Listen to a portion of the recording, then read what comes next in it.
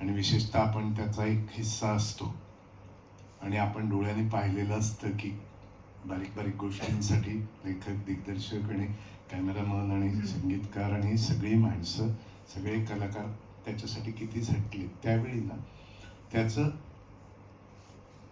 त्याचं महत्त्व म्हणा किंवा त्याच्याकडे आकर्षित होण्यासाठी आवश्यक त्या सगळ्या तुमच्या युक्त्या क्लुप्त्या म्हणा, ह्या सगळ्या नाही वापरल्या गेल्या तर काय, अशी भीती ना सारखी मनात, एक इन्सिक्युरिटी सारखी ती असायला नकोय. मला असं वाटतं, भीती काय वाटते की एकदा तो सिनेमा, अशा तऱ्हेचा रहस्य असलेला सिनेमा जेव्हा जर संपूर्णपणे तुम्हाला दाखवलं तर तुम्हाला याचं प्रमोशनसाठी आम्हाला साथ द्या असं सांगायची गरज नाही पडणार, तुम्ही नक्की कराल. पण रहस्य असलेला सिनेमा दाखवताना धोका असतो, तर तो धोका पत्करणं योग्य वाटत नाही. पण तुम्ही सगळे सुज्ञ आहात, अंदाज घ्या, ट्रेलरवरून अंदाज घ्या, या लेखक दिग्दर्शकांच्या जेन्युनिटी चेहऱ्यावर बघा त्यांची, आणि माझ्यावर आणि आम्ही बोलणारे मंडळी त्यांच्यावर विश्वास ठेवा.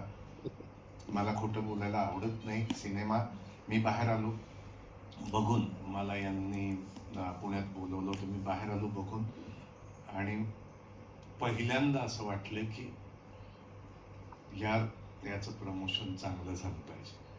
मग आता चांगलं झालं पाहिजे वाटणं ठीक आहे, पण सगळं आहे तुमच्या हातात मित्रांनो. आम्ही काय करणार, आम्ही आमचं काम केलेलं आहे, आता तुम्ही तुमचं. यावेळी मला सगळ्यात जास्त कौतुक आमच्या योगेश सरांचं असं वाटलं की त्यांनी धाडस केलं. जो कॉन्फिडन्स असावा लागतो धाडस करण्यासाठी, लिखाणासाठी सुरेश पंडित आणि योगेश दोघे कित्येक वर्ष, आणि ते पूर्ण झालं लिखाण तेव्हा त्यांनी आम्हाला कलाकारांना ते ऐकवल्यानंतर आम्हाला, मी तर मला वाटतं इंटरव्हल पर्यंत ऐकलं आणि मी लगेच म्हटलं अरे यार, हा आनंदाचा भाग आहे इथं असणं. पण याने जो धाडस केलेलं आहे, धाडस कसं केलंय कास्टिंग मध्ये, म्हणजे एक ओपनिंग बॅट्समन म्हणून जगभर प्रसिद्ध असलेला, सतत चौकार षटकार मारणारा मकरंद अनासपुरेसारखा माणूस, त्याला त्यांनी बॉलर म्हणून उतरवलं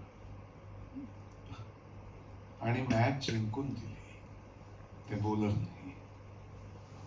एक परक्या देशातला कलाकार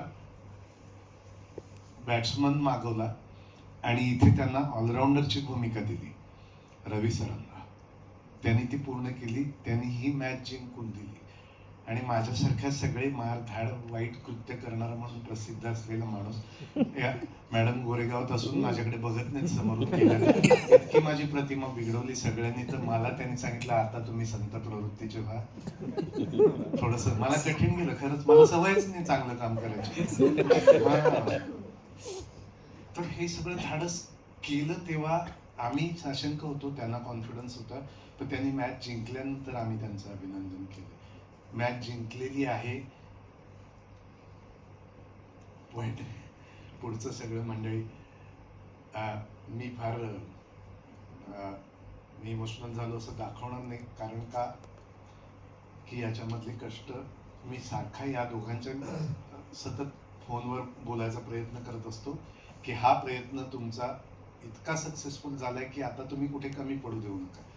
आणि मी सारखा फोन करतो, याचा राग येऊन मी फोन केला की हा व्यायाम करायला जातो आणि हा गाडीवर असतो. हा नाही फॅक्ट, मग याच्याकडे साधारण 350 गाड्या असाव्यात आणि हा दिवसातनं 20 तास व्यायाम करतो, असं मला आता ते असं झालं. इतकं ते कंटाळीत माझ्या फोनला. मग याला तर शंकाच येत असेल की हा माझा सिनेमा काय, यांचा सारखे काय सांगतात, आम्ही काय लहान होत का. पण ते झालं. मी जास्त वेळ घेतो का मॅडम? नाही. मला तुम्ही बोलायला दिलं, थँक्यू व्हेरी मच. आलात तुम्ही, आभार. गणेश गारगुटे, मी याच्यापूर्वी आपण 2 सिनेमे केले. मला काय म्हणतात त्याला, तुमच्या शक्तीची जाणीव आहे, युक्तीचीही जाणीव आहे. कृपया या सिनेमाला पदरात घ्या, बाकी काय सांगू. Thank you very much. तुमच्या भावना, नाही तुम्ही थांबा सर, तुमच्या भावना फार महत्वाच्या आहेत, कारण